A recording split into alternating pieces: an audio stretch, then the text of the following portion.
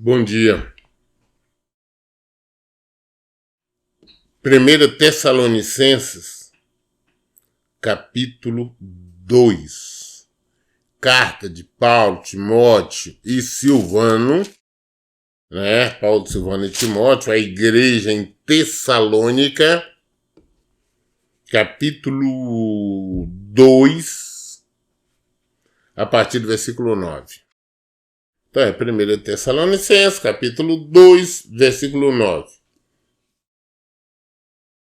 Porque certamente vos recordais, caros irmãos, do nosso dedicado e extenuante ministério, e de como noite e dia trabalhamos para não vivermos à custa de nenhum de vós, enquanto vós comunicávamos o Evangelho de Jesus.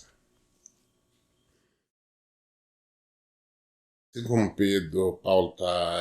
Paulo, Silvano, estão alertando sobre este assunto, da mesma forma nós temos tranquilidade de dizer, por exemplo, das lutas que nós passamos, está pregando o Evangelho aqui o tempo todo. Eu faço isto dia e noite, 24 horas, esse é o meu trabalho. Mas pode ver que nós não pedimos nada. Vocês não vê nós pedindo oferta, qualquer coisa. Mas tem as lutas do ministério, as contas para pagar, os aluguéis para pagar, os colaboradores para pagar. Essa luta não tenho. Enquanto estou pregando no Evangelho. Nós, inclusive, tivemos agora a ameaça de entregarmos aqui o imóvel, aqui no sítio. Mas nós estamos indo. Isto por quê? Porque, em primeiro lugar, eu amo o Senhor. Segundo lugar, eu amo a todos vocês, como um amor que eu quero conduzir todos a Cristo. Quero conduzir todos à salvação. Porque o que nós falamos não é sobre o casamento. É sobre restauração. Restauração de vida. É restauração, mudança comportamental.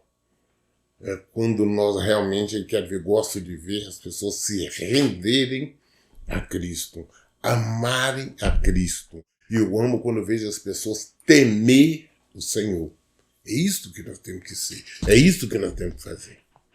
No versículo 10 ele fala: vós e Deus sois testemunho de como nos portamos de maneira santa, justa e irrepreensível entre vós, os que credes.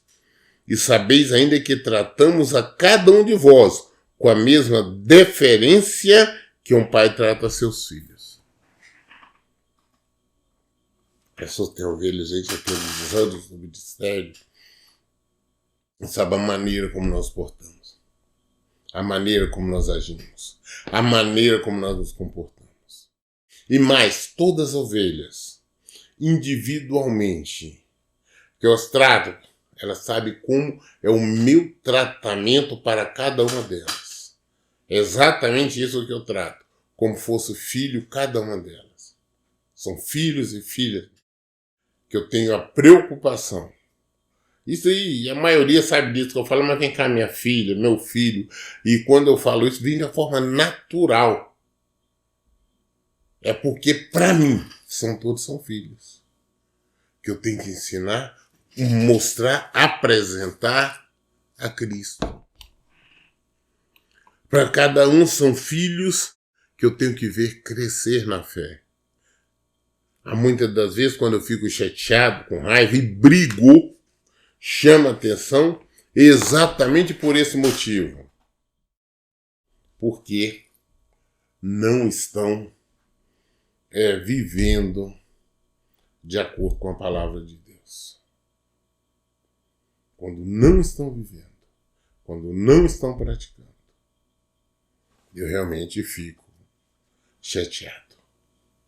Porque eu vejo que estão se perdendo. Eu não quero que ninguém se perca. Quero que todos sejam salvos.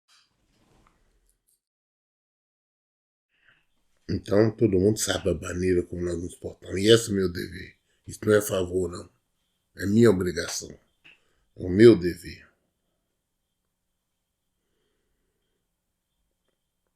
Versículo 12. Suplicando-vos, consolando-vos e oferecendo o nosso testemunho, a fim de que possais viver de modo digno de Deus, que vos convocou para o seu reino e glória. É que todo mundo viva de maneira digna, correta, diante do Senhor. Porque fomos chamados, fomos convocados para sermos santos e irrepreensíveis no Senhor. Se nós sabemos que nós merecemos uma repreensão, nós não estamos vivendo de acordo com a vontade do Senhor. Versículo 13.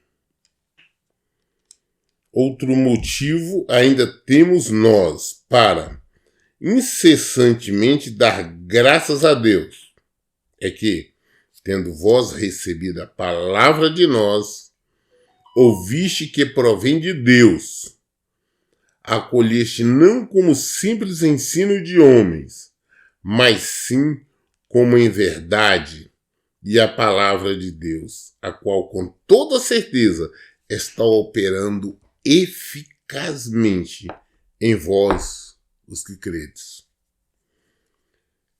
Paulo está falando, olha, eu dou graça, nós agradecemos a Deus constantemente.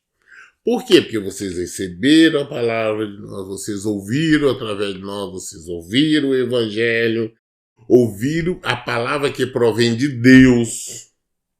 Vocês recebeste, acolheste essa palavra, essa verdade.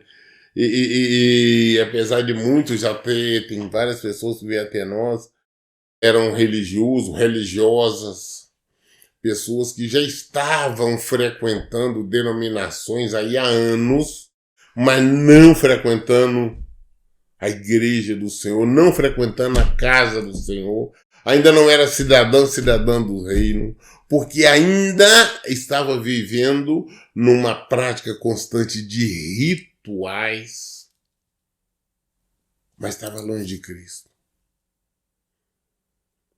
Poucas tinham pleno conhecimento da seriedade do casamento. Poucos tinham conhecimento da seriedade, da santidade, da santificação. Poucos tinham conhecimento exato de como se deve portar no templo, como os templos devem ser.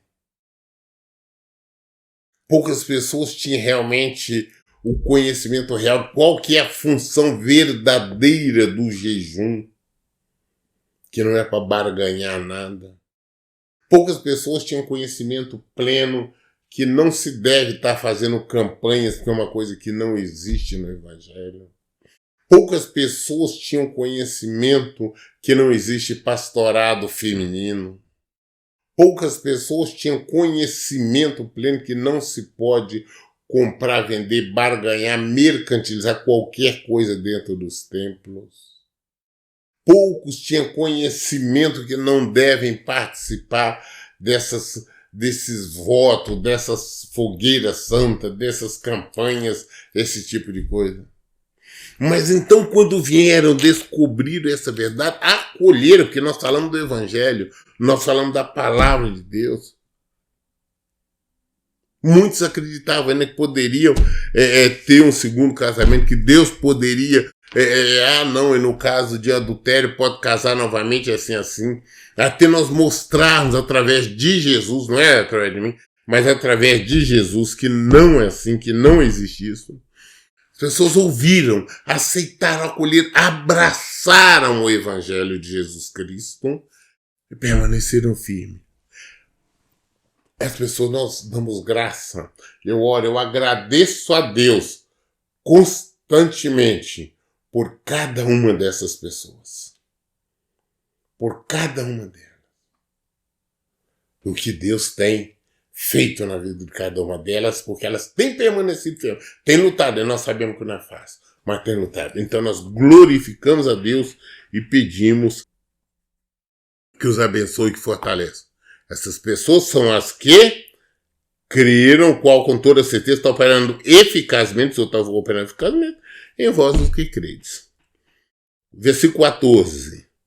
Tanto é assim, queridos irmãos, que vos tornastes discípulos das igrejas de Deus em Cristo Jesus, que estão na Judéia. Afinal, também vos padeceste da parte dos vossos próprios patrícios, as mesmas crueldades que eles, por sua vez, sofreram dos judeus. Aí Paulo está falando com ele, olha, tanto é verdade, meus irmãos, que vocês tornaram-se discípulos, são discípulos da igreja de Deus, das igrejas de Deus em Cristo. Não é discípulo, daquela denominação esta ou aquela. Não é discípulo da Assembleia, da Presbiteriana, da Graça, não é discípulo da igreja de Cristo. Tá? De Cristo Jesus, que estão na Judéia. E ele falou, mas vocês também padeceram da parte dos próprios patrícios, né, os conterrâneos, a mesma crueldade que eles, por suas vezes, sofreram dos judeus. Da mesma forma, eu digo, quantas e quantas pessoas sofrem, tá? Caladas, quando os parentes, os pais, a mãe, os irmãos, amigos, acham ruim, porque elas não se aventuram no segundo, no terceiro casamento, porque não casam novamente, porque não vão à luta, ou até mesmo filhos. Quantas histórias eu escuto, quando fala, não, meu filho, minha filha não quer que eu volte para o pai delas, ou não quer que eu volte para a mãe delas. Mas nós sabemos que nós temos que continuar, temos que perseverar. Não é a nossa vontade, não é a vontade de filho de ninguém, mas sim a vontade do Senhor. A palavra de Deus diz que isso aconteceria, que nós seríamos perseguidos, sofreríamos. Jesus disse, aquele que não largar pai, mãe, irmão, filho, irmão, quem quer que seja todo, por amor dele, não é digno dele. Ele falou, eu não vim trazer paz, mas eu vim trazer espada.